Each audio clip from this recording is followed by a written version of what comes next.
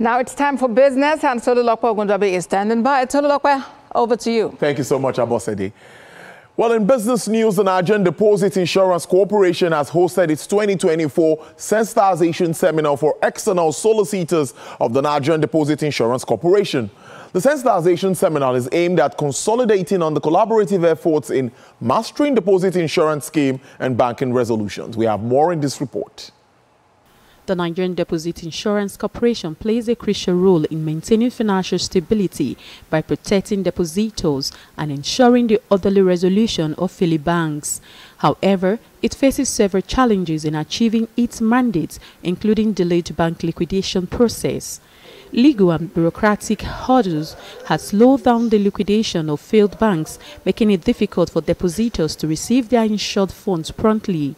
Today, NDIC is hosting a sensitization seminar for its external solicitors to sensitize them on its mandate, ultimately serving the interests of the bank, depositors, and the Nigerian financial system. If we are unable to sensitize our stakeholders, it will be very difficult for our external solicitors to get it right in court.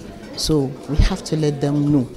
Yes, we have the Act, we have the NDIC Act, we have the BUFIA and the rest, but it is important we give them a view of what it is that we expect them to do.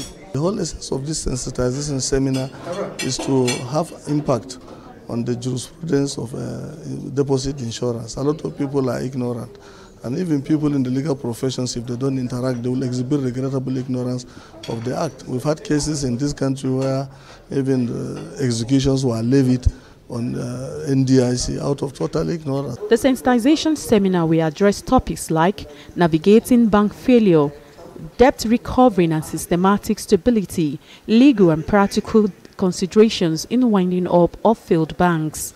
Solicitors or stakeholders who are here will be able to share their thoughts, their ideas, their experiences. There are several cases, and each and every case differs from one. They differ from one to another. The NDIC is more equipped now to go after the debts of failed banks, especially with the new legislation. That's the NDIC Act 2023, which is a very fully loaded legislation that makes the solicitor's job a bit easier. These topics are selected to address current challenges faced by the corporation in fulfilling its mandates. The Nigerian Customs Service Operation Whirlwind has recorded another major crackdown on fuel smuggling. The interception of 28,300 litres of petrol hidden in jerrycans and vehicles has struck another blow against economic saboteurs. TVC News senior business correspondent Ifunanya Eze reports. At a media briefing in Lagos, Comptroller General of Customs Adewale Adeniyi revealed the latest breakthrough in the fight against fuel smuggling in Zone A. Between January 11 and February 23, 2025, officers under Operation Whirlwind seized 28,300 litres of petrol stored in 1,132 jerrycans with a duty-paid value of 35,800,000 naira. While government has implemented comprehensive market reforms and supply chain enhancements to stabilize the domestic petroleum sector, criminal networks remain determined to exploit regional economic disparities for illicit profits. These elements have shown remarkable adaptability, constantly refining their methods to circumvent our enforcement measures. What we are witnessing is not just routine customs violations, but a systematic attempt to undermine Nigeria's economic foundations through the diversion of strategic national resources. Comptroller General Adeniyi described the evolving smuggling tactics, including shifting operation times, hidden community storage, and modified vehicles. He emphasized that customs remains vigilant, adapting strategies to counter these threats. We will be implementing the following strategic initiatives, among others, in the following weeks. 1. Deployment of advanced surveillance technology along identified high-risk corridor. 2. Establishment of additional tactical response teams with specialized training in petroleum products interdiction. And 3, enhance community engagement programs to foster greater cooperation from border communities and implementation of an intelligence-driven tax risk assessment framework to optimize resource allocation. With additional resources and tighter enforcement, the Customs Service says there will be no safe haven for smugglers. Ifunanya Eze, TVC News, Lagos.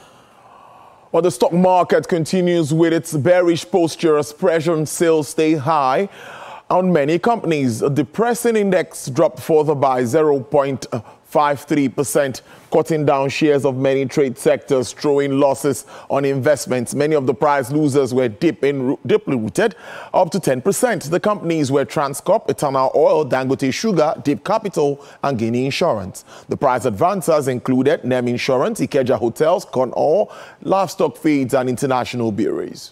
Our show stocks fell and bond yields lead today in Asia, with investors ducking for cover as new U.S. tariffs on Canada, Mexico and China took effect, threatening to escalate global trade tensions. Australian dollar slid while Bitcoin languished around $86,000 after erasing the $95,000 surge that started last week. Sterling had closed to a 1.5-month high, and the euro was also firm as European leaders drew up a Ukraine peace plan to present to Washington. Japan's Nikkei dropped 1.6%, Taiwan's market lost 0.5%, Hong Kong Hang Seng fell 0.4%, mainland blue chip is 0.2%. Asians equities tracked the biggest losses on Wall Street this year from overnight, with S&P 500 sliding 1.8% and tech-heavy Nasdaq dropping 2.6%. U.S. futures pointed to about 0.2% higher, signaling sell-off. Europe looked headed for a lower open day, with stock 50 futures pointing down 0.8%. And crude oil prices extended losses today following reports that OPEC Plus will proceed with a planned output increase in April, while markets braced for an impact of U.S. tariffs on Canada, Mexico and China, as well as Beijing's retaliatory tariffs on U.S.